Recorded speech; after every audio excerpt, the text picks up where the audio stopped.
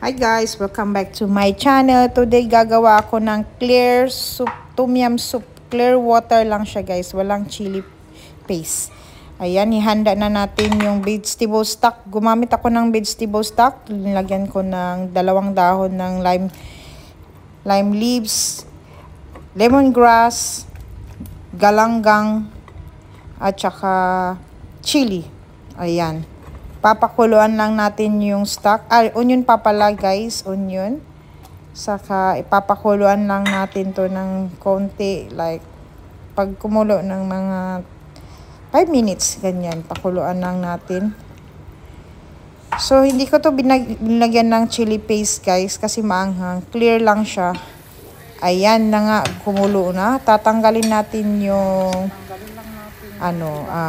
leaves dyan. Tatanggalin kasi yung nag-absorb na yung bango ng leaves dyan. Yung lime, especially yung lime leaves, tsaka yung galanggang. Maamoy na siya tom yum. So, usually tom yum, may chili paste. So, hindi ko nilagyan ng chili paste kasi ayoko nang maanghang. Ayan, tinanggal ko na siya konti.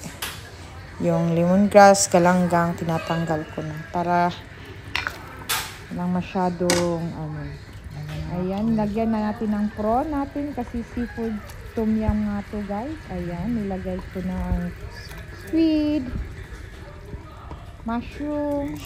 Pwede lagyan ng fish din, pero wala akong fish. Ito lang available sa aking fridge. Ayan, kamatis.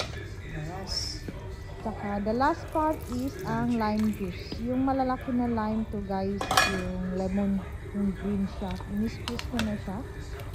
Ayan. Tapos, takpan ulit natin. Pakuluan natin ng few minutes hanggang maluto yung prawn. Ayan na siya guys. Ready to serve na. Thank you for watching. Bye-bye.